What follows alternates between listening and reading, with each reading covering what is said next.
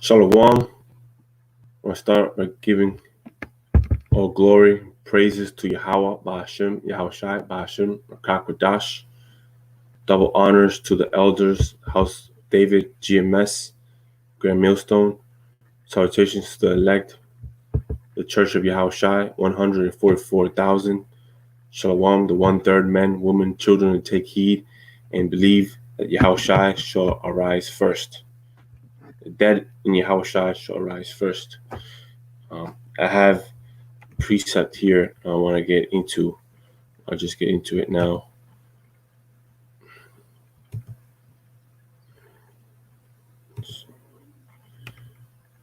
This is James 3, verse 17.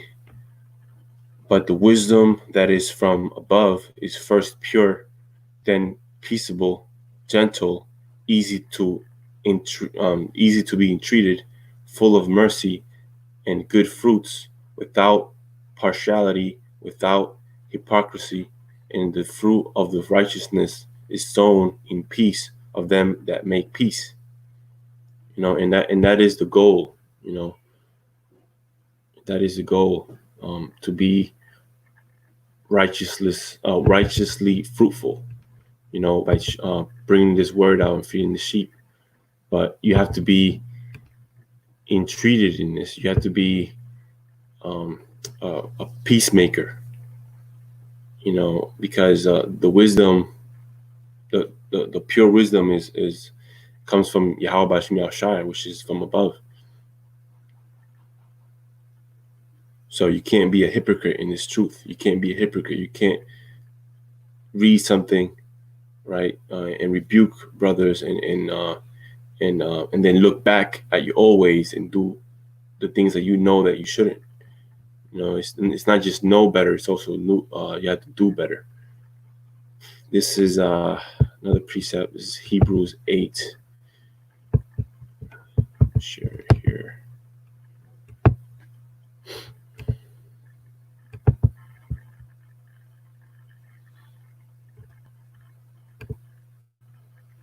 Hebrews 8.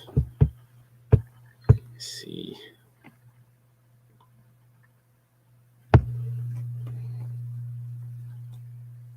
Hebrews 8 and 10. For this is the covenant that I will make with the house of Israel after those days, said the Lord.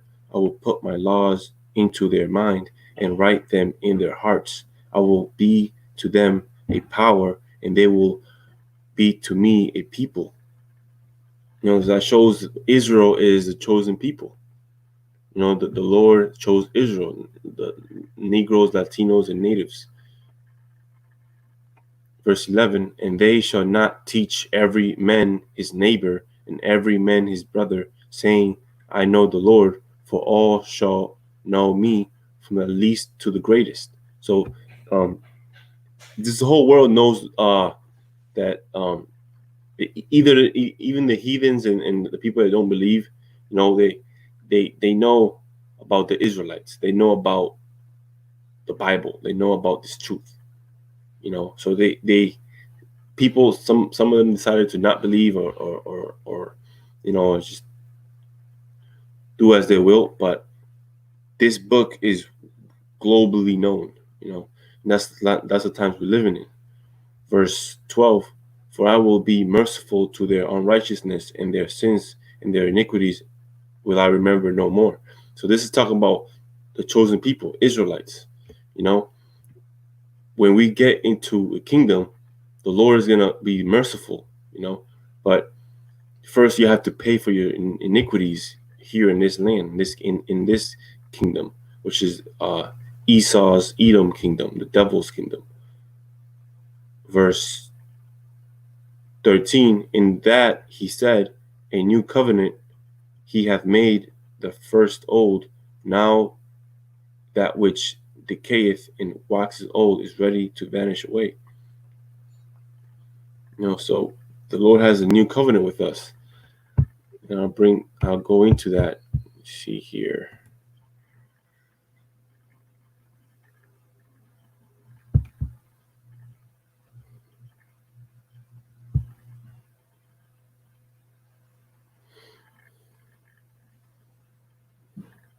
the Lord promised us that He has our backs, but we have to do the works. Let me share my screen with this one here.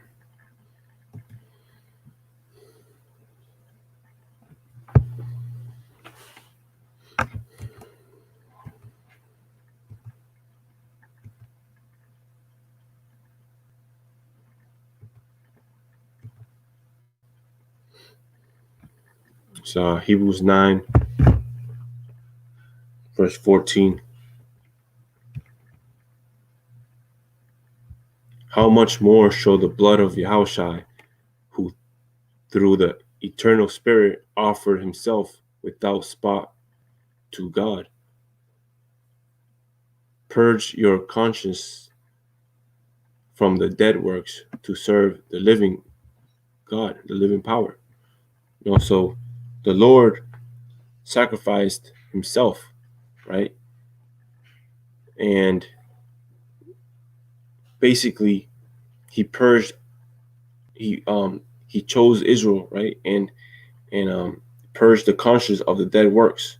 So the men that do this work, right? They are aware that this work is the only thing that's gonna save us. The real righteousness comes through this truth and doing the work of the Lord, feeding the flock, and reading the gospel and building ourselves up. But the dead works is like working 9 to 5. It's only for lucre's sakes, but that money that you win from this kingdom, right? It's just to survive, right? So we still work because we're not over righteous. We still work. The Lord said that we should work, that you to for our daily bread and to survive, right? Because the Lord blesses that. The Lord blesses us with those opportunities, but at the very same time, the real works that count is this work, doing this truth, teaching this truth, full and sincere, with pure love.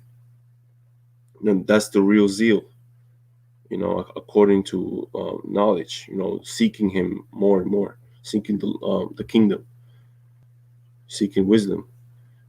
Let's see.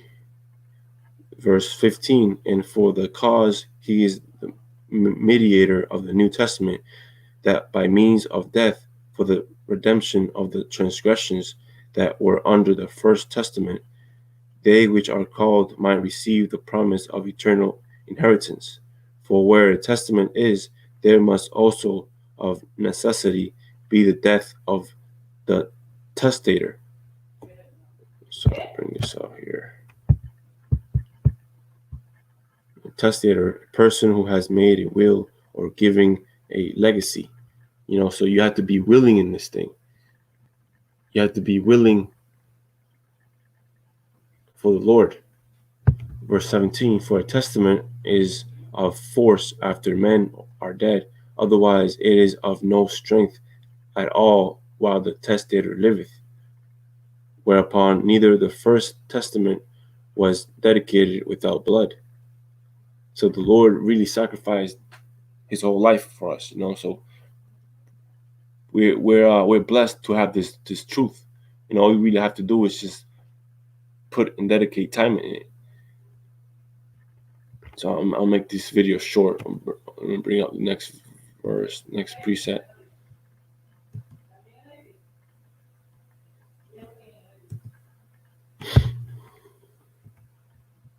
This is Romans 12. Romans 12 and 1. I beseech you, therefore, brethren, by the mercies of power, that ye present your bodies a living sacrifice, holy, acceptable unto Yahweh Bashim Yahushai, which is your reasonable service. And be not conformed to this world, but be ye transformed by the renewing of your mind, that ye may prove what is that good and acceptable and perfect will of power. It's beautiful. Let's see if I want to bring up this one here. Yeah, verse 3. For I say, through the grace of through the grace given unto me, to every man that is among you, not to think of himself more highly than he ought to think, but to think soberly, according as power hath dealt to every man the measure of faith. And we always bring up that precept. You have to be single minded, and you also have to be sober, right? You have to be soberly, so vigilant and aware. So sober away from being drunk. Don't be a drunkard. All these drugs. This world is full of drugs. So mushrooms, weed, all this shit. Like we were supposed to be sober in this thing. But also aside from drugs, um, you gotta be sober from thinking high of yourself. You know, sometimes you don't even need these type of drugs to get high. Sometimes you just think that you're the best. Sometimes you think you're the strongest. You know, and that's not right, because that's not being sober. You feel me? You have to be meek in this thing, and don't think everything that you know, or that every decision that you're gonna make is the right decision. It is wise to take counsel of brothers, whether they're above you or below you. Because there is levels in this truth. Like this level is a government. This truth is a government. The Lord has structured this to be leveled, but at the same time, you have to understand that the Lord has no respect of persons. So you have to be sober in this thing and know that we're nothing but dirt, rags. So we have to understand that we can always ask and take counsel as the whole body. Verse 4, for as we have many members in one body, you see, so we're in one body, and all the members have not the same office. So we all have different talents. We all have different abilities. So going to different brothers is really wise when you want to make a decision or a judgment. Verse 6, having then gifts differing according to the grace that is given to us, whether prophecy, let us prophesy according to the proportion of faith, or ministry, let us wait on our ministering, or he that teacheth on teaching, or he that exhorteth on exhortation, he that giveth, let him do it with simplicity, he that ruleth with diligence, he that showeth mercy with cheerfulness. Let love be without dissimulation, abhor that which is evil, cleave to that which is good. Be kindly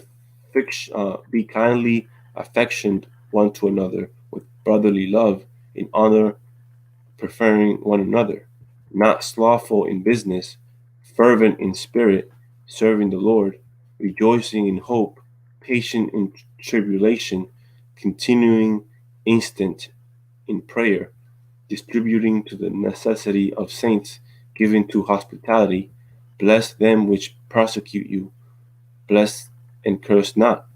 And basically, if you go up, giving a little background to myself, I used to be a baseball player, and what I used to do, my coach uh, uh, always told me to look up videos of my favorite pitchers, my favorite baseball players, and for example, he would suggest me to look at specific players for throwing the ball, and also another specific player for the mechanic, and another specific player for catching the ball. So these things are examples, and it can be connected with the truth, because again, we're one body, and each brother has his own talent and abilities, right? So you go into a brother and asking, um, or even watching a brother's video, right? You might gain something, you might learn something from a brother, you know. So basically, using that body to grow is wise, you know. It's gonna keep it short as possible. Let me see.